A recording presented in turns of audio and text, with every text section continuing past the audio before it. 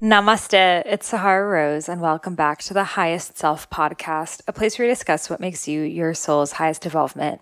If it's your first time listening, welcome. I'm so grateful that your soul brought you here. And if you're here all the time, what's up? How are you? How is your summer going? I know it is not the summer that most of us have imagined, nor the year, nor necessarily the lifetime. We never know what's going to happen. But I think all of us are really making the best of it. I know I myself have been spending so much more time practicing self-care than I ever have before. You know, I always felt like I was in a rush to do the next thing, to check my emails, to get things done. I had this like pitta fire energy under my ass, like, come on, keep going, keep going. And ever since the quarantine started, the first, month or so of the quarantine, I tried to keep that going. And now it's this new vibration and a new way of being. And if you are fortunate enough to be quarantining at home, it is your invitation to really dive into those practices that you were too busy to do before. So for me, that looks like waking up, reading a couple pages of a spiritual book, writing in my new A Yogic Path journal. Yes, my new journal, A Yogic Path, is about to be out. It's out September 1st. It's available for pre-order now. There are only limited amounts available, but it takes all of the cards in my Yogic Path Oracle card deck into journal form. So every single month is themed with a new goddess or concept such as Dharma, Karma, Kriya, and has different journaling prompts, questions every single day. There are spaces for you to write what you're grateful for, your intention for the day. So many incredible things every night, spaces to write the lessons you've learned that day, affirmations. I basically took all of the things that I wanted in a journal, gratitude, intentions, and then also scheduling your days with the dosha. So I talk about how different doshas apply to different days. Are you having a vata creative day, a pitta get shit done day, or a kapha rest and relax day? So I speak about this, and then every single day there's actually space for you to put what is today's dosha, what is today's card pull, and what is today's menstrual cycle. I also write in there about how your menstrual cycles are related to different doshas, how the seasons are related to different doshas. So it takes all of these concepts and actually applies it to your life. Because, in my book, Idiot's Guide to Ayurveda, I speak in depth about all of these concepts, but a lot of you are like, okay, how do I do it? How do I make this a part of my daily practice? And this plus everything that I have just learned along the way is all incorporated into this. So it has been so great for me to really make sure I'm tracking my menstrual cycle, making sure that I'm doing the right exercises, eating the right foods, and just feeling completely aligned. So I'm writing in my journal every day. I've been doing breath work. I kind of infused my own style of breath work, taking some of Wim Hof's breath work style. If you haven't done Wim Hof's breath work, it is amazing, but doing it in a bit more of a feminine, I call it goddess breath work, doing kind of cat-cow body roll type movements while you're doing the breathing and letting yourself hold it for however long you feel called. So it doesn't feel like someone's timing you. There's no competition. And I'm meditating, seated meditations. I've realized for me the key to a really strong seated meditation where I'm not thinking about other things or wondering when the meditation is going to be done is for me to do some breath work at first, because then I'm seeing the color purple. I'm literally seeing my third eye when I'm doing it. It is effortless. I don't need to try to meditate. I'm just in the void. And I realized that meditation, doing the breath work first, was actually alkalizing my blood, getting my body into the right alignment to make it so smooth and effortless and easy to meditate. So I have been doing that as well. I have been dancing, doing my healing and embodiment through dance practices, which I share in my new healing and embodiment through dance course. So that's my own fusion of tribal fusion belly dancing, serpentine-like movements, opening up your chest, which is a heart chakra opener, opening up your hips through different shimmies and twerking and undulations and spirals, and essentially activating whatever you are holding on to in your physical body and releasing it through cathartic dance. So this is not a choreography, and I actually guide you how to use this practice and use dance as your highest form of healing in my new healing and embodiment through dance workshop, which I will also have the link for in the show notes. So it has been beautiful. I have caught myself so many times future tripping, trying to plan, trying to figure out what's next. What should I be doing? What's the next big project I should do? I just finished my next book, Discover Your Dharma.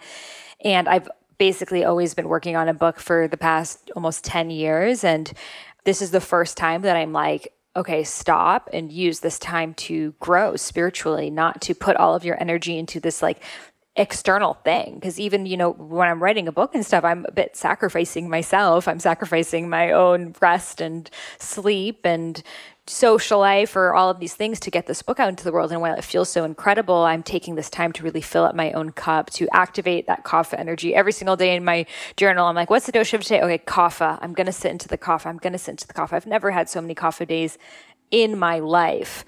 So it feels really good to be in this womb right now, because even when we try to make plans, I know for myself, when I've tried to make plans, it doesn't even work because we just don't know, we don't know what tomorrow will bring. We've never known what tomorrow will bring, but especially right now, I wanted to go to Hawaii and everything was supposed to open in August. Now it's shut for another month.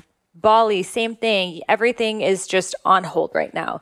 So it's just really taking that time to be happy where you are, to realize that everything that you want to experience is inside of you. If you want to have fun, you can have that within. If you want to have peace, you can have that within. If you want to have joy, exploration, all of that is inside of you. So we don't need to go outside, fill in this void, but we actually can sit into that void and sit into ourselves and fill it up with our own essence. So I have been really working on that, focusing on peace, focusing on presence, which were things for me that I felt like, oh yeah, that's just obvious, but I never actually made that my focus of how can I be my most peaceful self despite what is happening in the world around me.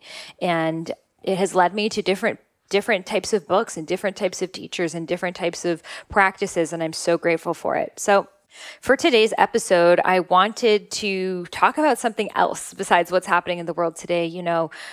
With this podcast, typically I record episodes the month in advance and things don't change that much and it works. But with this episode, I recorded it right before coronavirus happened. So it had not yet happened. And then, of course, once it hit, all of my episodes since March have been about what is happening today, about COVID, about the BLM movement, about just the different energies happening. I changed every single interview. Everything was literally done a couple days before the episode came out because the world was changing so fast, and it still is. And I wanted to help remind all of us that we still have those other aspects of our lives that we may not have had time for or may not have paid attention to. And one of that is our sensuality and our sexuality. So this is a explicit episode. My whole podcast is explicit. It is an 18 and over podcast. So if you're younger listening, this isn't the episode for you. If you have kids in the car, this is not the episode for you, because we talk about a lot of sex in this episode. And sexuality is such an important thing. It is our life force. It is where we all come from. We all come from sex. We all come from an orgasm. It is the most powerful energy that each of us has in our bodies. And I'm someone who is so passionate about sacred sexuality. We've done a lot of episodes in the past on Tantra, on looking at the body as the temple, on connecting to the womb wisdom, all sorts of things. So with this episode, we dive into all of that, speaking about sexuality in partnership, in solo practice, in spiritual ways, in all sorts of modalities. So Dr. Saida is an incredible just priestess. I will just call her that. She is someone who is an expert in desire. I listened to her on a different podcast and I was in love with everything that she had to say, because in my own spiritual journey, I was at this crossroads because I am someone who, grew up as a hip hop dancer and is very connected to my body and my sexuality and loved that side of myself. And then also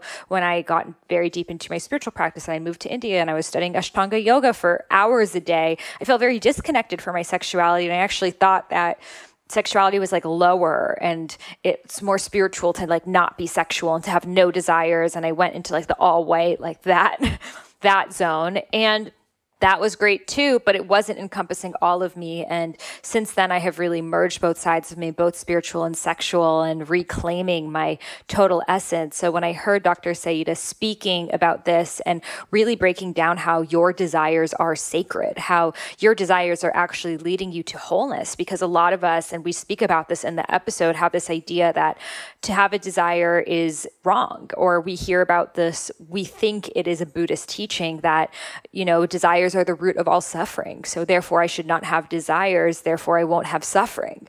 So a lot of us, and in the spiritual community, we re-say these things like that, but we're not actually getting to the root of what did Siddhartha, the original Buddha, actually say.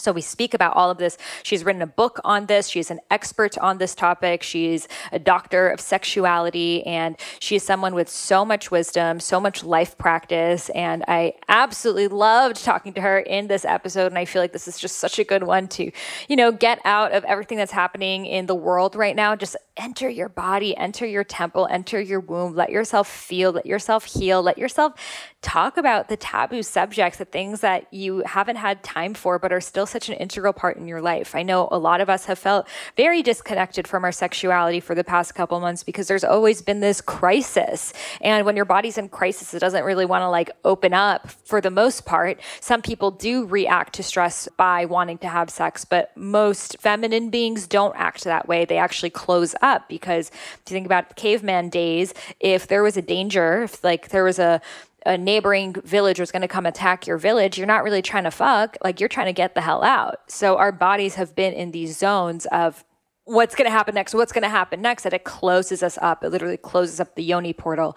And it's important for us to let ourselves receive, let ourselves connect to that earth energy. Because when the yoni is open, we're able to receive earth's energy and we're able to actually heal, keep our chakras in balance, keep our mind and body interconnected through this orgasmic energy that moves through every single living being. So we dive into how you can do this, her sexual practices and experiences, and all of the good stuff in this episode. So without further ado, let's welcome Dr. Saida to the Highest Self podcast. And before we get started, I have an announcement for you. Are you ready to transform your life, elevate your spirituality, and finally live in complete alignment with your soul? Are you ready to tap into your divine feminine and activate your innate magic? Are you ready to transmute your shadows and embody your fullest expression? Are you interested in Egyptian mythology and alchemy? If so, then this Goddess Isis Circle is for you. In this Rose Gold Goddesses Circle, I share with you my downloads on what is happening in humanity right now and how we can best utilize our energy to bridge the new paradigm. I guide you through finding the lessons in the past 6 months and finding your optimal timeline of how the next 6 months can unfold for you. I teach you my personal goddess breathwork practice, which releases stored emotions, opens up your chakras, and allows you to fully receive the messages from your highest self. For an hour and 45 minutes, we dive deep into the herstory of Goddess Isis, her mythology and symbology, and how to work with her medicine. I teach you the 7-step process of alchemy and how it applies to spiritual awareness and personal liberation. We dive deep into transmuting wounds from our maternal lineage and uncovering shame around our femininity. We'll rediscover the trust and access we each have to the divine feminine and how you are already tapped into her magic. Through journal prompts and reflective questions, you'll find out where your specific blocks are and where your possibilities are as well for your summer of transformation. I share with you a variety of Goddess Isis rituals, from a tongue-clearing ritual to an Isis rite of passage, and how to work with her in your current meditations and altar. If divine feminine magic, wisdom, and alchemy calls your name, then this Goddess Isis Circle is for you. You can purchase it individually over at the link in the show notes, rosegoldgoddesses.com/Isis, or also get it as part of your membership in Rose Gold Goddess, which includes so much more. As part of your membership, you will have access to the 10 other goddess circles we have done in the past, from Saraswati to Lakshmi to Yamaya to Kuan Yin, Bridget, and so much more. My Healing and Embodiment Through Dance workshop, which is a 3.5-hour workshop of spoken and follow-along dance. My Awaken Your Powers Masterclass with Shaman Durek, my 10-day Discover Your Dharma course, and so much more. All of this is available for you in Rose Gold Goddesses, and I am so excited to elevate your consciousness and share this magic with you. You can find the link over at the show notes, rosegoldgoddesses.com or rosegoldgoddesses.com/Isis for just the Isis Circle, and I'm so excited to meet you inside. Welcome, Saida, to the Highest Self podcast. It's so great to have you here. Fantastic to be here. Such an honor. And it's really exciting to meet always young women who are super lit up and turned on and going for something delicious. So today's going to be a great conversation. First question I would love to ask you is, what makes you your highest self? I love that question. And I actually want to have just a moment because we could answer really quickly with an intellectual answer. But in the moments where I felt the most connected, I would have to say that what makes me most aligned with that part of myself is being deeply embodied. There's a sense of when I'm fully abiding in this body, then I am actually connected with that deepest essence. And that's what I regard as my highest self. I don't actually have this sort of hierarchy. It's more like depth or surface. And yeah, so deeply in my body, deeply sensual. And that is connecting me fundamentally with all of life. And that's when I feel most alive.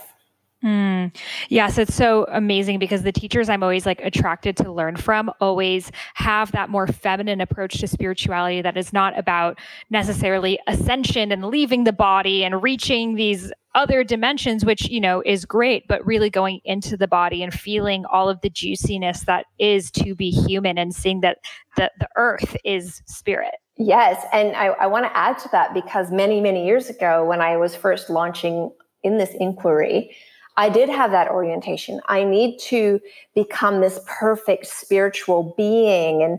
And every time I had something imperfect happen, it was I had to work at it and, improve and make it better. And it wasn't until I let go of all of that and actually dove deeper into the messiness of my humanity that I felt I actually woke up. To me, it was kind of bringing spirit into matter that actually allowed for the awakening to happen. So true. So you wrote a book about desire, and I've listened to you speak about it, and it's something that I love and so deeply resonate with, on how our desires are sacred and are messengers from source, leading us exactly where it is that our soul was meant to guide us. So can you speak a little bit more to how our desires are holy? Yes, absolutely. So let's define that word. So holy to me isn't a religious word. It literally means to be whole. It has this quality of, it's so imbued with life that it's, when you look at it, you're in a sense of awe. Okay. So that's how I feel about desire as an actual force of nature, that there's something whole about it, something honest, something that belongs to the history of not only humanity, but actually life. So far, far older than we are. And as that force of nature, it has a gravitational pull. It gets our attention. And if we were to really understand this force of nature and how it communicates with us, then we would understand that ache we feel in our heart when we're thinking about this thing that we really would love, the genuine thing. I'm not just talking about chocolate, but I'm talking about those things that really, keep us up at night and we're really like, oh, wow, that would be incredible. That is essentially this deep force of nature speaking through the visceral nature of our being. And it's very important. And there's something much bigger at hand here than our small little human agendas. And so I have the both and. I have obviously we have will and we have these ways in which we want to create our world. But what's informing that? What is actually leading that? I've always been curious about it. I'm like, why do I have these particular desires and you have a different set of particular desires? And they're all valid. That's interesting. It's so interesting. And, a lot of Vedic wisdom is that source put those desires in you because it's your dharma, it's your roadmap that you were meant to go by. And it's interesting because and you talked about this in a different podcast I heard you speak on, the Buddhist perspective of detaching from desires versus the more tantric perspective of going into desires. Can you speak about that? Because I feel like a lot of people, their first understanding of spirituality is that Buddhist approach because it's so kind of mainstream now. Yes. And really going into those two thought systems. Yes. Well, first, I'm not a Buddhist, so I haven't studied it deeply. And I haven't even studied the tantric side very deeply, but I have touched into both with curiosity. And to be honest, when I did the TEDx talk, I brought up this Buddhist thing because I was like, this is really important. But what was phenomenal is what I learned in the process of taking a stand for desire. So in the West, we have this strange orientation to desire that somehow it is the lead cause of our suffering. And somehow we seem to associate that with Buddhism, that somewhere someone said that suffering, is, well, it's inevitable, but it's also like part of having desire. Right. So as I was kind of putting together an argument for my TEDx, I came across someone who had the pleasure to be in Bhutan. Now, to understand Bhutan, it's a place that had its borders closed for a long, long time. So its culture is super intact, and they're Buddhists. So they didn't have any dilution of their form of Buddhism. And when he went there, he asked that question. My friend asked that question. He's like, well, why is it that the Buddha says that desire is a source of all suffering? And his guide said, oh, no. Grasping desires are the source of suffering. Because desire itself, and even the Buddhists recognize that desire itself is a important thing. Otherwise, you'd never do anything.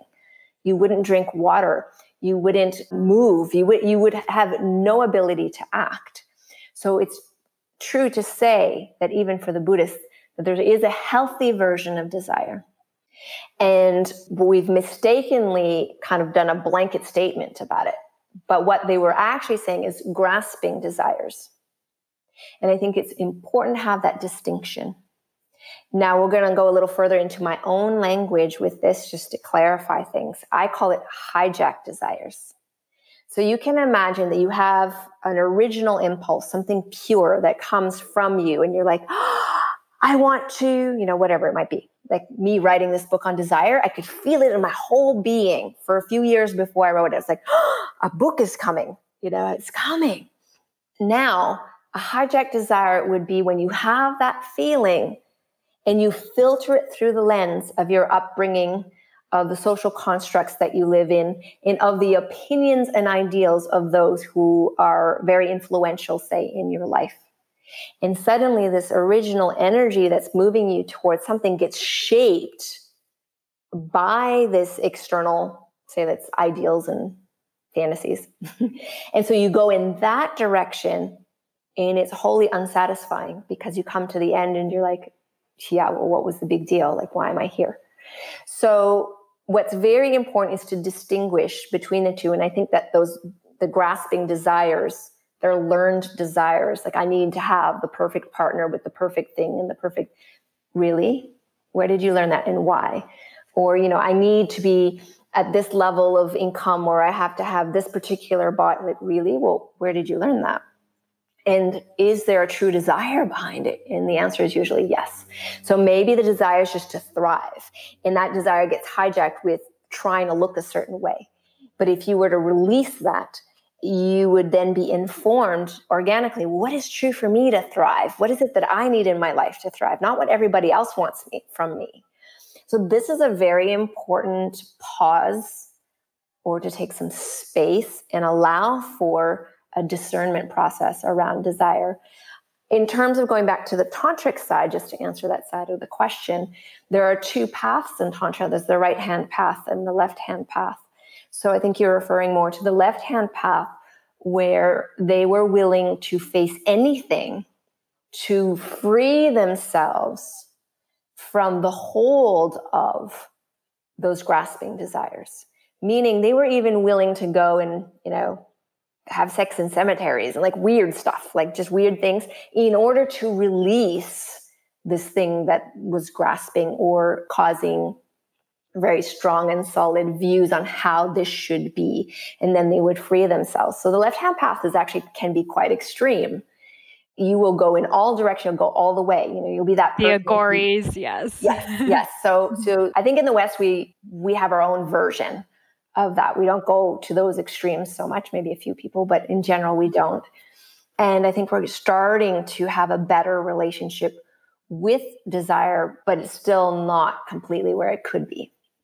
I really love that distinction. And because I think if we looked back on our desires even 5 years ago, 10 years ago, and we actually looked at why we wanted those things, they came from thinking it was the next logical step, right? Like the next thing for me to do when I'm married is to have a child, or at this income is to go to that income, or to move to this house. And is it truly what you want, or is it what you're conditioned to want? So do you have any tips or tricks for people to understand if their desires are actually innate within them or coming from external conditioning? Mm-hmm. I will share something that is useful. It was something that I was introduced to a long time ago, but it's the process of imagining yourself all the way at the end of completion and having that thing that you desire and fully experiencing as though you have it in the here and now, right now, on every level. Like you literally enter fulfillment, let's say, that moment of fulfillment. And often if the desire is hijacked and you take yourself all the way into the moment of fulfillment, it's kind of like, yay, meh. It's really not an exaltation. But if it's that thing of like, you take yourself all the way and you're like, wow, yeah, there's this completion, there's this feeling like I already have it. And you can even let it go because you've experienced it in its fullness. That's a great experiment, because if you can let it go, you're like, oh, I have it. It's like, I did it for a beloved, because years ago I was single and I was like, oh my God, I want to know what it would be like to be completely met by a beloved. And so my practice every day was to enter that place where I actually was in that kind of relationship, to the point where I completely let it go because I experienced it. I was fulfilled by it. I'm like, I know this. And then when it showed up, I recognized it. Instead of going into a relationship because I felt, well, I'm kind of single, I need to just go into a relationship. Because there were plenty of people that came into my life that were not a match to the end results, let's say, the experience of fulfillment. So that could be a really great practice where you exercise, you take yourself all the way through. And here's what happens. This is amazing. And maybe you can relate to this. There might be a moment in that process where you start to recognize that something in you is going to need to die or change radically for this thing to completely fulfill itself. And that is too terrifying. And so then you subvert your desire to something less. And I think most people never even do that process. So they are trying to manifest this thing. And because they don't realize that they're afraid of the level of maybe work or putting themselves out there in criticism or whatever it is, they have that subconscious fear. So it never manifests because the universe can feel that they wouldn't be able to completely hold it. Yes. So a lot of the work I do, as you already know, because you explored a lot of my work, is really exploring deep sovereignty, that embodied place, and making yourself your number one partner for your whole life, because you're the only one that's going to be here the entire time. So in terms, again, of this process, like how do we do this? How do we know what's real? So you really want a partner and you think it has to look a certain way. Can you give yourself the things you're expecting to receive first? And if the answer is no, you will not be able to receive it from another person anyways. And so you'll cheat yourself out of that connection. So this is the learning process. I think we're in an instant gratification phase of humanity. Everything, you snap our fingers and the drone drops it from Amazon and 2 minutes later. I mean, it's almost that fast now. Can we instead create some spaciousness? Take a few breaths. Sit with the ache. I want people to become masters of, say, like sexual tension, for example. Can you sit in the deliciousness of intense sexual desire where your whole body's almost shaking from it, and make that be the thing, not the resolution? Let yourself feel electrified by that tension and hold it and drink it. And if it's true, it will still be there tomorrow. It will still be there in a week. It will still be there in a month. And if it is not true, it won't even be there in an hour. So the slowing down process, I think, can be very painful, because we've been conditioned to, as soon as we desire something, we need to have it immediately. And then we usually go for the drive-through version, because, like I said, to have the true version, if you like my first marriage, for example, he was everything on my list of a partner, And where did we learn that, right? Where do we learn all these things that we want? This kind of income, this kind of look, this kind of genital, this kind of skill set, whatever. He was perfect. He ticked every box. And yet it lasted 1 month. 1 month. Because I married the ideals. I married a list. But what I deeply wanted was to be met in love, but nobody allowed me to have that spaciousness to be in the inquiry. What is it that I really want? What is the true desire here? The true desire with that first marriage was to be in the depth of a profound meeting in love. If I had known that, I would have never married that guy, ever, because that wasn't there. So that's where understanding the difference between hijacked and what's real and taking the time. And if you don't know, and you have someone that you can trust that doesn't collude with your story, who can kind of push a little bit in. We're always very delicate about pushing for people these days. We look at everyone as a victim. We think they're powerless. So how dare we confront their ideas? How dare we not? We need to push. If you respect someone, they're powerful and you're going to push. And if they really know, they'll be able to stand in that truth and say, no, this is the truth.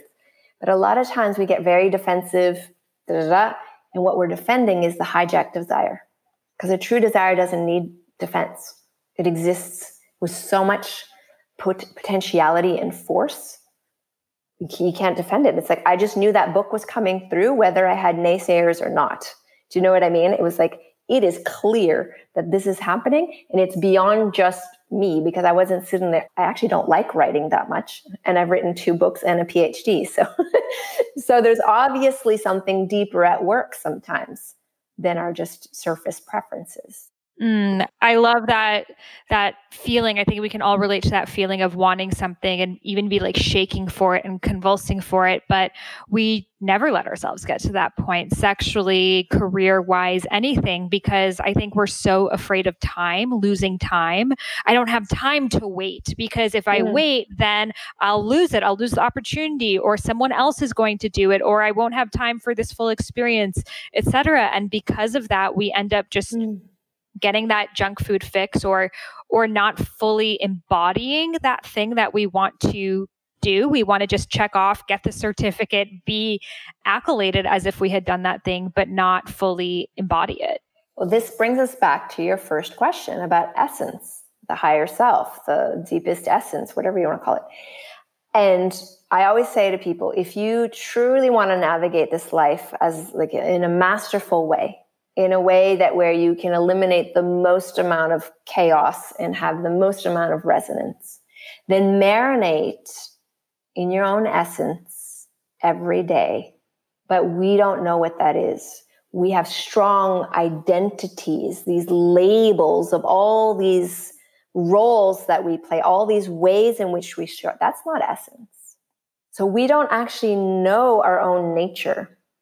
We don't actually know that if we were to really sit in there and marinate in there, suddenly there's nothing really that's that urgent, because there's a deep sense of feeling connected with life. There is a timelessness in that space. And then the truth emerges of, well, here's what I would love. I'm good here as I am, but here's also what I would love. And there's a sense of grace and clarity that can come from that.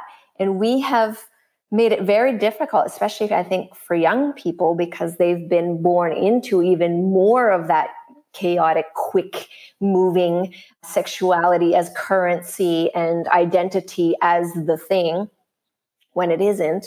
So we've been pulling people away from the richness of being. And that's what solo practice is really about. That's what that reclamation of true desire really is actually about. It's, wow, there's something powerful happening here. But the problem is, if I start doing this, I become a really shitty consumer. I become someone who cannot be manipulated. I become someone who's a little more maybe disagreeable, because maybe I won't agree with everything you say because I don't. And I'm not being mean, but I'm also not needing you to like me. And suddenly we become more sovereign and strong in ourselves, but also more free. And what would be beautiful is if we live in a community where this is arising in other individuals, and there's this gorgeousness of celebration of these individual and beautiful, unique ways and how sovereignty appears. And then we cultivate curiosity, and then we cultivate connection and collaboration instead of comparativeness and cattiness, et cetera, et cetera. So beautifully said. So this question popped up in my Rose Gold Goddess community of, if you're in between relationships and you're waiting for that God man, that ideal partner, should you still engage in casual sex with people, or is that taking away from your energy towards your ideal partner? I love this question. This is a question I've been answering probably for 2.5 decades. So because it's a very important question, it's not a small question. The answer will be different depending on the individual. So this is why, like, the bulk of my work is I do not answer questions. I will ask you questions. I will return you to your own source so you can see what is true. But here's what I'm going to do right now. I'm going to give permission, which I don't need to do because you already have it, but I'm going to give permission, because that's often what we're waiting for, to have snacks on your way to gourmet. But you have to understand that it's a snack. And if snacking for you is just not your thing, then don't snack.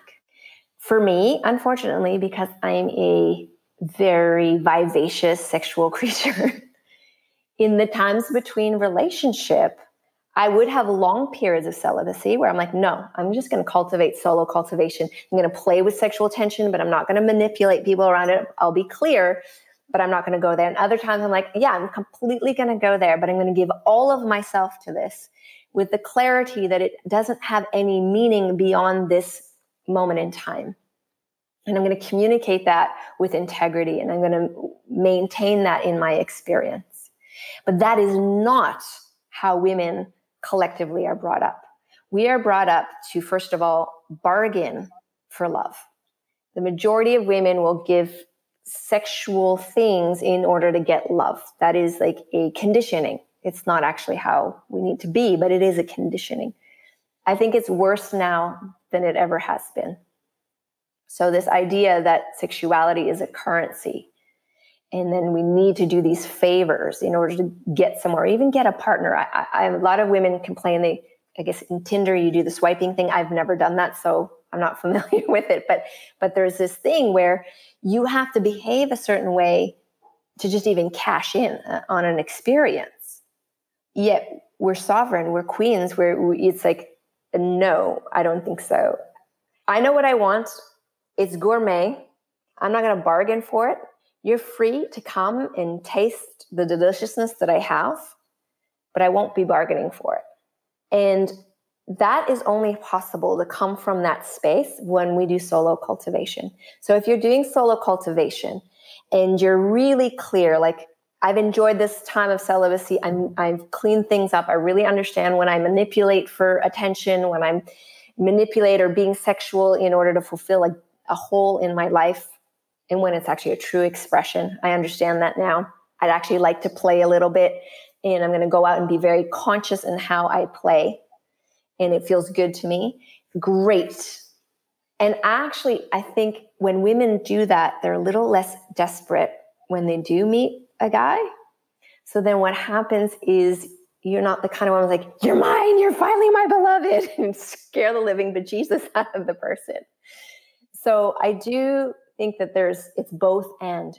Sometimes for some of us, it's not good to be sexual because it's very transactional. We're resolving our own tension. We're not coming from a place of feeling complete and sovereign and in our own power. And other times it truly is because we love sex, we love sensuality, we want a beautiful experience. We need to actually have both and attitudes, and we need to understand why sometimes it is powerful to engage when we are really in our center. We already feel full. We're good. We've been the best, most epic lover for ourselves. So there's not this sense of emptiness or neediness. And there's also times where we're like, you know what? I'm not in a good place. I can see that these are the games that I play in order to feel better about myself. I'm proving that I'm cute. I'm proving that I'm sexy because I can actually, seduce this person, but it feels off. So it's both and. We get to track, and then we get to consciously choose. Is it true right now to have a snack on my way to gourmet, meaning have a little experience, a sexual experience on the way to meeting beloved, right? And for some women, it's absolutely never going to be okay to play because they have the kind of sexuality that so needs deep heart connection that it's impossible. They can't seem to surrender that deep heart connection in a momentary place. Other women have had traumas, so they need to feel profoundly safe before they can open up. We have to know ourselves. That's why spending time in our own essence, spending time in solo cultivation, it's so empowering because we get to discover. And then we take a stand for you, like, hey, here's the truth of me. And I don't need to justify it to anybody. And here's what I would love. And here's what I'm willing to co-create. So I'm going to give a little sexy example because I think it's important to play as well. When I was celibate and doing a lot of practice, I realized that if I had more arousal during my breast massage, it would be more impactful in terms of a hormonal practice. This was a small window of time, very in the beginning. And I found a couple guys who were willing to solely be my breast worshipers with the clear thing that nothing else was going to be involved. I would not touch them, and there was no other part of my body available. But if they would enjoy worshiping my breasts while I was doing a very specific meditation, we could have that experience. And I did. And I had two men who were just totally adoring the opportunity to be with me in that way. And it was clean and it was clear. No one got hurt. So I think we can set things up in very specific ways when we have self-clarity. But as we were talking about a little earlier, how do we know what self-clarity is when we lean into, say, even experts in the field who are telling us you can have sex with anyone, or you're a sex goddess, or you can, and meanwhile you're like, yeah, but I'm hurting inside, or I have pain in my vagina, or it feels kind of scary to have sex with all these different people, but it's not cool. I'm obviously not liberated if I don't, or, all of these things. To me, I get very angry. My sword comes out because I think it's so unique to the individual woman. And so take our time, make space. You were saying we don't have time, we must hurry, but it's just not true. What we don't have time for is to make decisions that are out of alignment with our essence. Such a good quotable. We do not have time for that. And we don't realize how much time we waste when you're worrying about that fuck boy who, won't text you back. And I think what women do, and I don't know if this is the conditioning or this is biological, but you might enter a sexual engagement thinking, oh, it's just going to be for one night. But that part of you that wants to trap him, right? You want to make him fall in love with you. You want to feel chosen. Where do you think this comes from? Well, it's a great question. And actually, some of that can be answered by looking at desire research, like specific sexual desire research, where they're researching in labs. And one of the things that they found across the board is that one of the ways female desire, now this is a generalization, but it was a very high statistic in this realm, so I think you can safely generalize, is that women, in terms of sexual desire, their desire is more ignited when they feel desired. So if we think about that, and then we realize we're going to move toward the person or the thing that makes us feel like we're the bomb. Like they want us desperately, achingly want us. That's power, right? It's like, but it's only feeling powerful because it's the own rising up of our desire. So understanding that, when I understand that in myself, I love to be desired. And when I'm being desired, it ignites me. And I have come to a place where I feel safe and good and healthy in my being. Then even when I'm out in the world and I'm, say, flirting or just walking around, and I'm the object of some stranger's desire, I get off on it because I'm like, yeah, you want this? You're not going to have it, but I'm glad you want it because it turns me on. And that's the end of that. So there is something to claiming, if that is true. Not everyone's oriented that way, but if that is true, where there's this sense of like, if someone really wants you, there's a sense of power. I want you to kind of reframe it more than it being a sense of power. Let yourself understand that you're actually in contact with your own current of your desire. Being desired allows you to feel that current more strongly. It's like a doorway into it, and to be grateful for that, but also to understand that we can't manipulate. So part of why I slow women down around sexual practice and becoming powerful women sexually is they must simultaneously develop the pillars of emotional maturity. So as long as their eros is maturing, the emotional side needs to mature. Because if we get very magnetic, but we have the emotional body of a young person, then we're playing the same games that we hate, right? So if we can slow down and really adore ourselves, in another way, maybe another language, is our heart is deeply connected with our genitals, and they're communicating and they're on board together at all times. When we have that kind of self-integrity, then it's easier to make those decisions. Now, let's go back to feeling empowered by having someone fall in love with us. That is the homework around something I call profound respect. And I've rarely met an individual that actually has profound respect for themselves. So if we cultivate, as a primary cultivation, profound respect for ourselves, inevitably that flows outwardly. And I played a game. I was 18, 19, those 2 years, where I would seduce as many men as possible.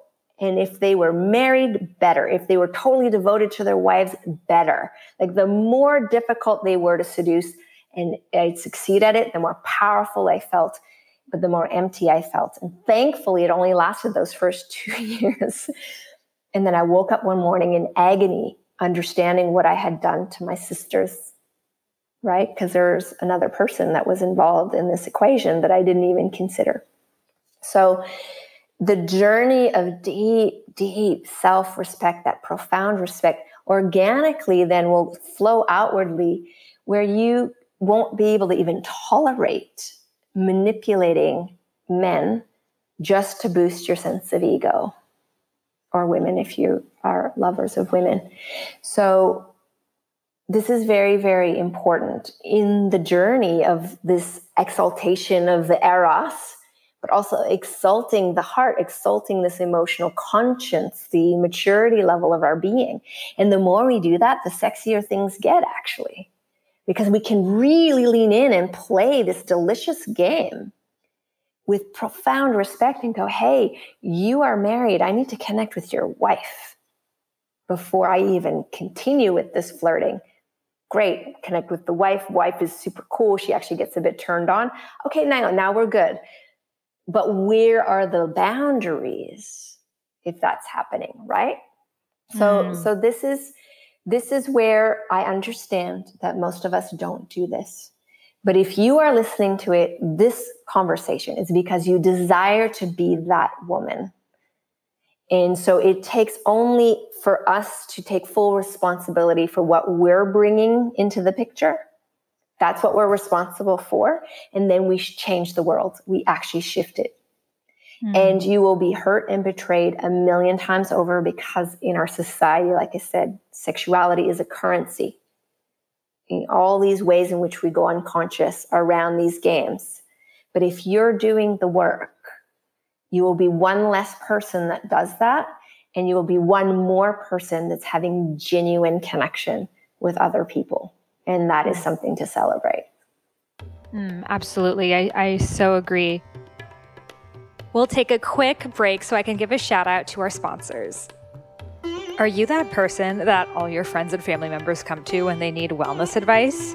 Are you constantly looking up new ways to heal and balance your mind, body, and spirit, including listening to this podcast?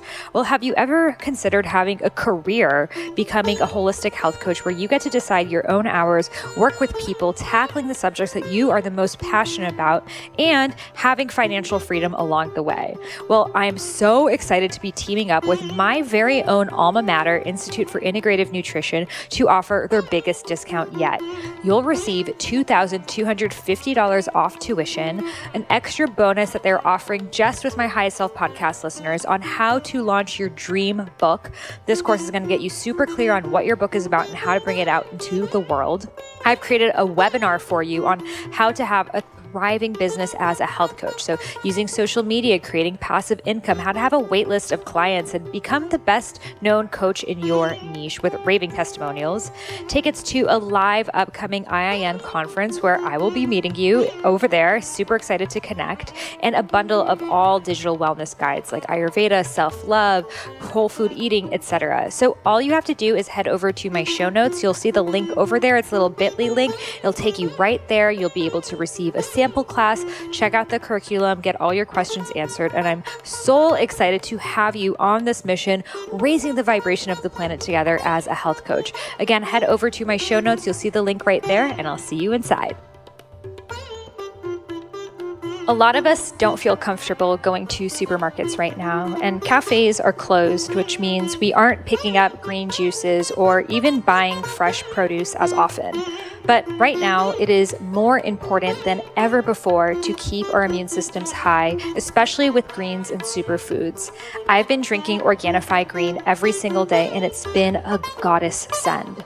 It contains immune-boosting ingredients like moringa, chlorella, spirulina, wheatgrass, ashwagandha, turmeric, lemon, mint, and so much more. It takes only 1 minute to add into my water, and I feel so good knowing that at least I got my greens in for that day, which frankly I may not have had otherwise. I've also sent it to my family members to keep them healthy at this time too. You can receive 20% off your Organifi at Organifi.com using coupon code Sahara. Again, that's Organifi, ORGANIFI.com using coupon code Sahara, and that link is in the show notes. So what do you recommend for people who are in long-term relationships to keep that desire? And do you think just the male gaze shifting and needing, a variety is inevitable? We need to get honest here. The male and the female gaze shift. Yes. Okay, so let's just say, put it on the record, human beings are attracted to beauty. Who does not turn their head when there's these gorgeous roses in full bloom with their fragrance emanating? Who doesn't go to those roses and have a nice sniff, right? It's like, oh my God, this is so beautiful. So other human beings that happen to have a fragrance maybe different than what's in our configuration, that have a type of aliveness that is inspiring. If again, we're practicing profound respect, if again, the relationship is based on honesty, trust, devotion, whatever, with my husband, it's a deeply devotional relationship. And there's been many layers to what that looks like and feels like. But if we have that deep devotion and maybe he is, looking out at something, I know that he's going to bring that back to me. And when I'm like, oh, wow, like that's very inspiring, I'm bringing it back to him. It's a much healthier way of being because we have eyes. We are animal beings. There's things going on. And to expect that we never look at beauty again just because we're in a relationship, that is not the kind of relationship that I would want to be in. However, because we don't cultivate profound respect, because we're easily manipulated, because when you're in deep, devoted relationship, shit comes up and it's hard work sometimes, and all you want to do is get away from it and have something fun and playful, then we do get distracted, right? So there, again, that maturity process is really important. So one of the agreements I have with my partner is my tolerance is cyclical, depending on the phase of my cycle, right? So when I'm in that, maybe just coming out of my menstrual phase into ovulation, I'm all about beauty everywhere. And I will point out beautiful women, beautiful men, beautiful flowers, beautiful ocean, beautiful sunset. I am all about beauty. Somehow when I go over that edge of ovulation, and then I'm deeply going inward, I'm not that interested in stuff that's happening outside. And I'm more triggered if a lot of attention is outside. So we have a laugh now. We understand it. And I'm like, wrong time of month, baby, to be looking at that ass, kind of thing. But I do it with joy in my heart because I know it's not harmful, because I have a good relationship. It could be harmful if you don't, obviously. And we have a playful understanding. Oh, okay, this is the time of month where the eyes need to be all on me. Okay, and this is the time of month where like we can both be roaming and looking. And it's very cyclical with my female hormones. It's really interesting. He doesn't have a cycle. He could look all the time. He's like, wow, wow, wow, beauty, beauty, beauty. But the truth is that man who's looking and inspired everywhere else, he's devoted. He comes to me. He brings his love and his lust to me within the container of the relationship. And that's trustworthy. That kind of devotional relationship can't happen if you command and demand that. It happens when you, again, cultivate self-respect. You're clear about your boundaries. You're clear about what's not negotiable. And that's evolutionary. So as you together long term, you're not the same people you were when you met. So you're going to need to keep coming into, I call it the in and out breath. So when you have that in breath and you're attracted, in those moments of attraction, you talk about, well, what's new, what's fresh, what has fallen away. And then there'll be moments where you need to be apart. There's a natural out breath.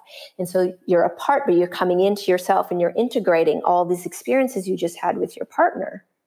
And then you're going to come back and go, yes, I was okay with this in the past, but now I've shifted and I'm here now.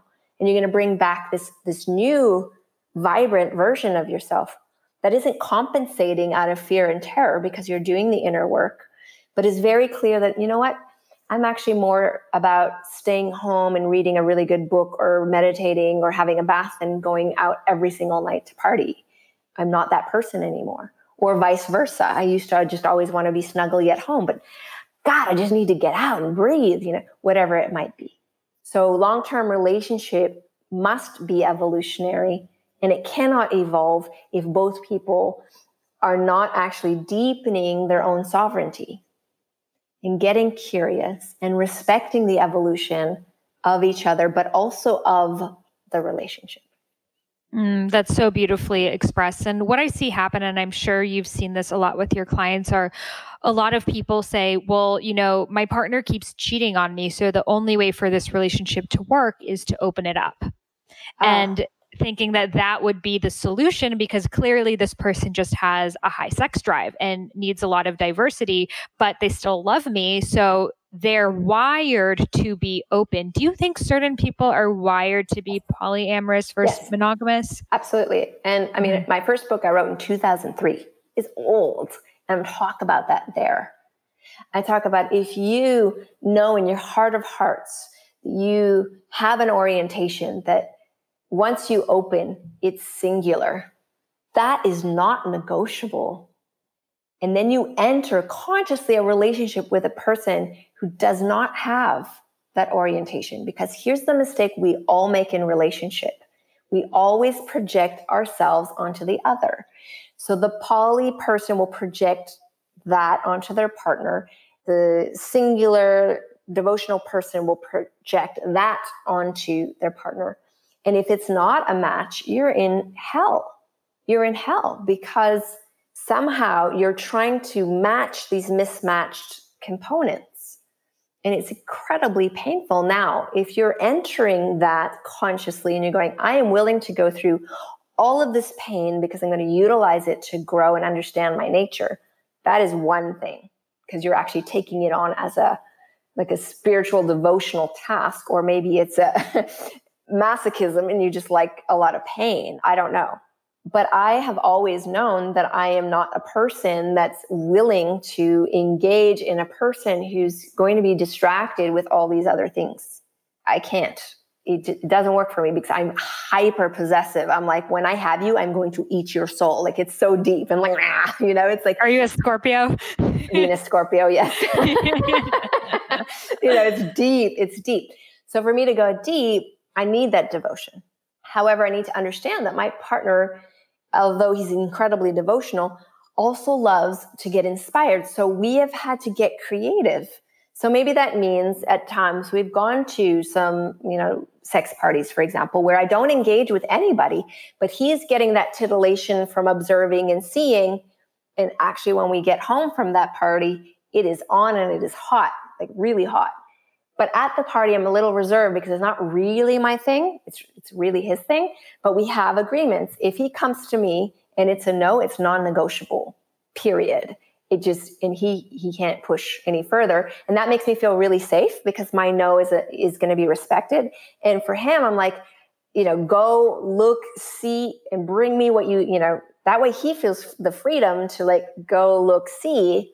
And then he comes back with a suggestion. And sometimes it ends up actually being a yes. But a lot of times it's a no, and he respects that. So it allows both of us to have these abilities, and it takes inner work. It's so confronting. Probably for him, it's like, fuck, why do I have to constantly check in with her? And then with me, it's like, why does he have to constantly like do this thing? So it takes a lot of inner work to go, I'm okay as I am. These non-negotiables are fine. In order for me to have the thing that I want, I'm willing to have some spaciousness in this area and definitely not in this area. And we negotiate and we talk about that. But compromising to the point of if I'm singularly minded and I have a poly partner and I open up so that I can still stay with that person's not even a match. You're wanting someone to treat you the way you're treating them, not in their capacity. Let them go.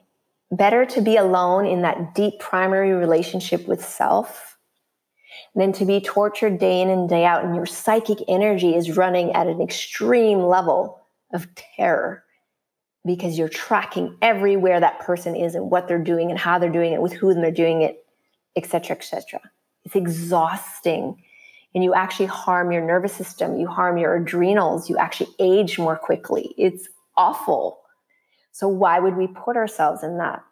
Because the current ideal is that, well, that's what demonstrates, a sexually empowered woman, is this capacity. Or it's more spiritual. I see that a lot of people saying it is the more evolved stance to be polyamorous, and that it's just the conditioning that would make one monogamous. And, there are a lot of books that suggest that. And there are a lot of books that suggest that marriage is just as ancient too. So what is your take on that? And have you seen a lot of kind of bridging spirituality with polyamory?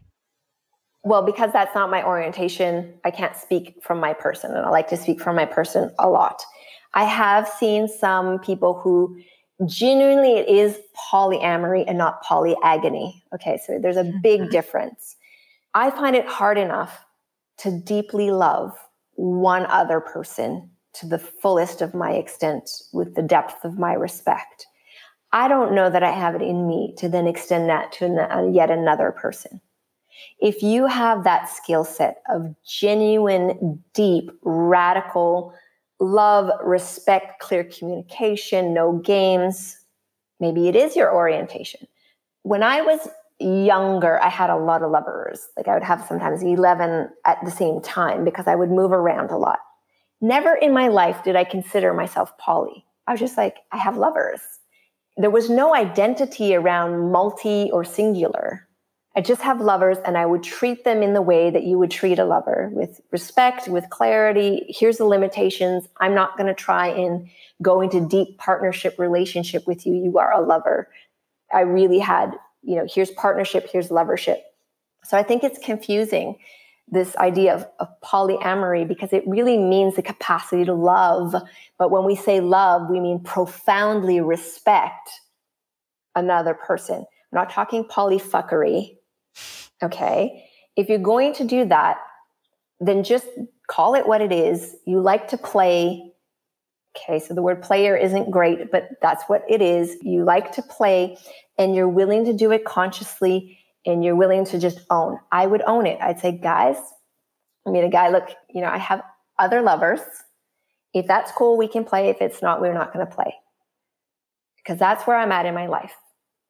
And Other times like, hey, I'm totally celibate, but I'm loving this flirting, but it's not going to go anywhere. And I know that you have about an hour before this bar closes and you probably want to get laid. So you probably don't want to talk to me. And I'd just be really open about what was happening.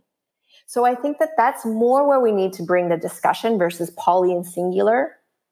If we want to be spiritual, and to me, spiritual just simply means to be deeply conscious as best as we can be, to have integrity, to be impeccable with our words and our choices and our actions. Then we need to understand, what is our true nature at this phase of our life. And if you read my book, Desire, there's 5 evolutionary phases to Eros. And there is a phase that is all about exploring.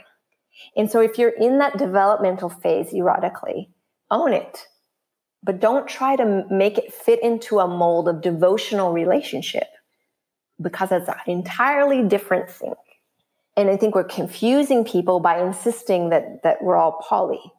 It's like, well, the truth is we're all omni. If you want the truth, we're omni. We're omnisexual beings. That means that also nature, life itself, can be such a turn on. So every cell in our body can be lit up, and everything in life can light us up. And there's a freedom to that. I prefer sexual tension. I prefer to play and to flirt with that. I think it has more integrity. I don't have to resolve it all the time. And if I am going to go there, now with all the imbalances that are going around, we still need to slow down and have the discussion on safe sex. How are we going to do this? And a lot of people find that unsexy. But if you're that desperate for an orgasm, I think it's best to take care of that at home on your own and then go out with your plate full. You know what I'm saying?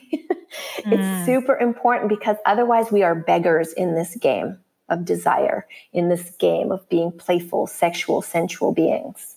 We are beggars, and we are manipulators, and we are using sex as a currency, and it is not meant to be used that way. I love that. So well said. And I also, just before you go, want to talk to you about jade eggs, as you are the person who really brought this modern jade egg movement to the mainstream world. For people out there who, they may be wondering, should I be working with the jade egg if I'm not sexually advanced, or not even advanced, but maybe I haven't really done breath practices, Taoist practices? At what point should we be incorporating a jade egg? And first of all, what is a jade egg, if anyone doesn't know? Okay. So first of all, a jade egg is a small, probably about that big, egg shape. That's why it's called an egg. It could be a circle, but it's egg shaped piece of nephrite jade, hopefully, real jade. And it's used intravaginally.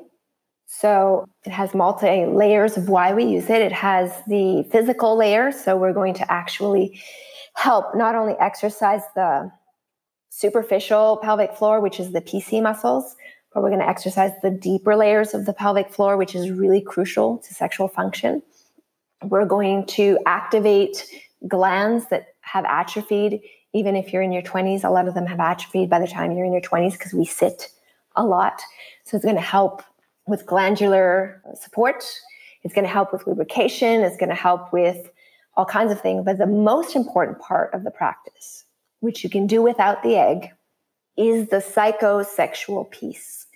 It's the reweaving of your conscious awareness self and your somatic sensing, so your ability to be aware somatically, to feel sensation in the body, to build those nerve pathways into the pelvis where you have full cognition of your arousal cues, of all sensation in the full range of orgasmic expression. So it's not just one or two.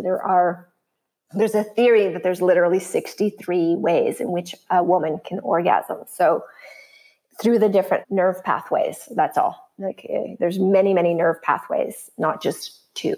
So the practice in the beginning, the main thing that I moved away from is to consider that you have to be a Taoist to do it. So what I understood as I was moving through life is that not all women want to be a Taoist, and not all women want to do all these really deep, intense practices 9 hours a day. So what is it that we're actually going for? I think one of the primary things we're going for is just to feel confident with our bodies. Like, wow, I have this body and yum, she's delicious and I understand her and I know what she needs. That's the first level of solo practice. So you don't need an egg for that. In fact, the way that I teach the egg practice initially is I say, don't use an egg. I want you to use instead your fingertip, because you will get biofeedback, meaning you will be able to feel what is happening. And once you establish that kind of deep awareness, that somatic awareness, like, oh, when I do this, this is what's happening, then it's okay to introduce that egg practice. But there are so many ways to do it incorrectly. So I would just encourage you to actually go to a trusted source, someone who's actually well-versed in it versus a Mick egg, I call it drive-through egg source. And there's too many of those on the internet. So just make sure you do your research really well before you engage in those practices, because we don't, like doing too many Kegels, for example, actually can cause a lot of sexual dysfunction.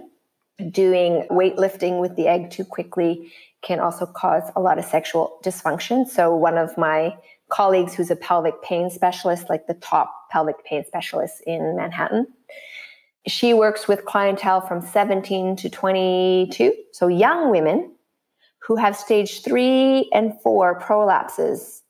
Now, we only usually associate that with elderly women. What is happening? These are athletic women. They're exercising themselves into sexual dysfunction. So we have to start to understand that our body isn't just meant to be the tightest pussy and the strongest pussy and the this and that. We also have a part of our body that wants to soften, that wants to surrender, that wants to deeply receive, that wants to pull into herself an experience versus just being hyperactive or also just having so much tension that we don't have sensation. So sexuality is a deep, deep topic. If we're going to cultivate it, it's going to bring up a lot of things.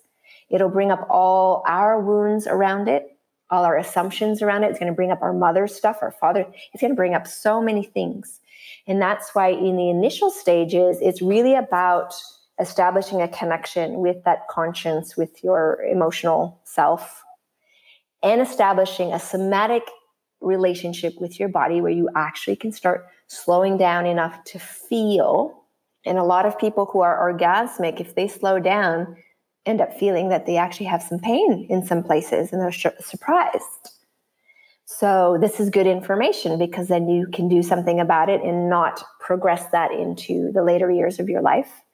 And the other beautiful thing of a jade egg practice, if it's done slowly and correctly, is it gives you lifetime sexual vitality. And I'm talking lifetime.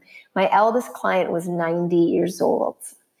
Some of my clients, and this is recurring, they're in their mid-70s, and gynecologically, they went from being 75, mid-70s, to when a doctor looks at them, they literally have the pelvic floor and the tissue health of a 30-year-old.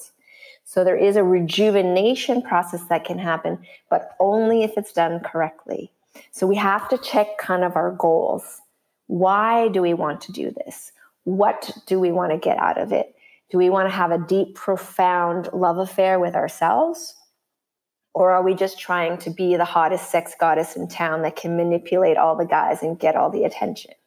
There's stuff in between that spectrum, but I'm just putting it out there so we can have the inquiry. Because when I started this, I was manipulating, right? I was completely in the shadow of sexuality, and I had to come full face with that.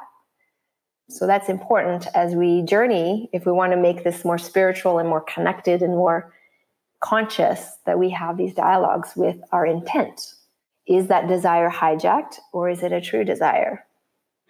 So beautifully expressed. And I think that that is so important, because a lot of these jade egg blogs that I read, it's all about like tone and tighten. And even the word toning, like when we think of it, we think of like toning your muscles like at the gym, but that's not actually what they necessarily mean when they say tonify internally. It's more in terms of just the sensations and the subtle awareness. But we automatically think, oh, another muscle that I have to work out. Like, it's my lats and now it's my pussy. And it just becomes this other thing that you have to go and do and achieve and become to be loved, instead of this beautiful internal self-love cultivating tool that it is. Yes. And I'm not going to give the answer, but I'm just going to say, I always know if a teacher knows what she's saying or not, depending on if she focuses on the muscles, because it's not tight muscles that holds the egg in. I will leave it at that. Well, we got to take your course. Do you still have your course out? Yes, I do. Yes, I do. Okay. So we got to take that course to find out what it really is. I'm sure it's like your awareness and your breath. And there is something physical, but it's not muscle tightness. Beautiful. So clenching is not how we hold the egg in. Totally. Yeah. And I remember when I first started, I had a lot of fear of like, what if it just falls out? And that could, again, clench you up and make you feel tight because you're afraid of this thing just falling out of you. And then I realized like the harder thing was getting it out of me, not it falling out, but getting it out of me at the end. Yeah. Wonderful. Well, we could talk for hours about this because, I'm passionate about it, but it's been really amazing to be with you and also be with all of your listeners. And I'm curious, from your point of view, what would be a takeaway from our conversation? I mean, there are a wide spectrum of listeners, so I'm sure everyone took their own thing, the exact medicine that they needed. But I think really the individuality of each person, how there's no one size fits all answer, whether it's from sexual preferences to masturbation to Jadeite practices. I want to ask you about threesomes. We did not have enough time, but another episode. Love to come back on for that one. Yes. But that there's no one size fits all answer, and it really comes to you at this moment in time and giving yourself that permission to change too. Absolutely. I am so honored. Thank you so much for inviting me. And thank you to the listeners as well. I hope that you have a greater inspiration of falling madly, passionately in love with yourself because you're so exquisite and that you're in that inquiry. Well, thank you so much for sharing your wisdom with us. And where can listeners connect with you further? If you just want a website, Dare Your Desire is the website. If you want the book, desirethebook.com. And I'm also on social media. So. Perfect. Thank you so much. How juicy was that episode? I swear, when I start talking about these things, I just don't want to stop because it's so seldom that we're able to just have open conversations about sex. It is something that is so hidden, so taboo, so under the covers, but at the same time, our society is weirdly obsessed with it. So why don't we talk about it in a whole way as empowered females, really speaking about our desires, our experiences, our boundaries in this open and clear way, so we don't have to have this weird relationship with our sexuality, but it can actually be out in the open and in the clear. Just like we're able to speak about our relationship with meditation, we should be able to speak about our relationship with our sexuality. So thank you to leaders in the space like Dr. Saida for guiding the way, and be sure to check out her book and her work. All of those links are in the show notes. So this month we are working with Goddess Isis.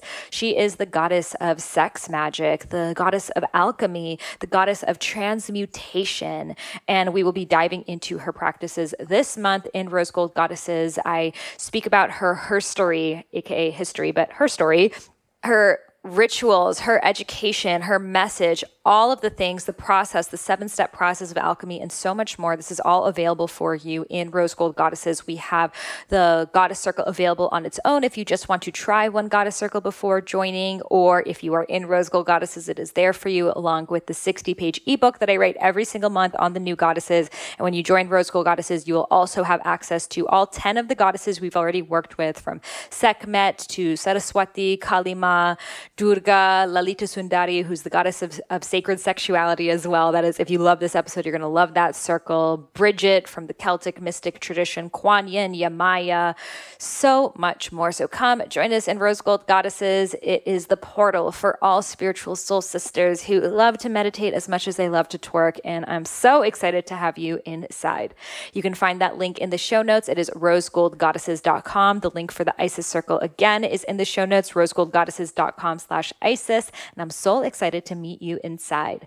If you loved this episode, I would love to send you a free gift, which is the first half of my unreleased book, Eat Right for Your Mind Body Type. This is a different book than Eat Feel Fresh, my first book ever, which is not released anywhere, and I am gifting it exclusively to those who leave a review of my podcast in the iTunes store. So all you got to do is head over to iTunes where you may be listening to this podcast and leave a review. Take a screenshot that you've left it and email it over to me at Sahara at eatfeelfresh.com. Again, that's Sahara, Sahara at eatfeelfresh.com. And I will send you back the first half of my unreleased book, Eat Right for Your Mind Body Type, which goes all into Ayurveda, doshas, plant-based nutrition, body types, all of the things in a really fun and engaging way. So this is my gift to you for free for supporting the podcast. Every single review I personally read. It really helps the podcast be listened to by more people so we can raise the vibration of the planet together. And I am so grateful to have you on this journey. Thank you so much for listening, and I'll see you on the next episode. Namaste.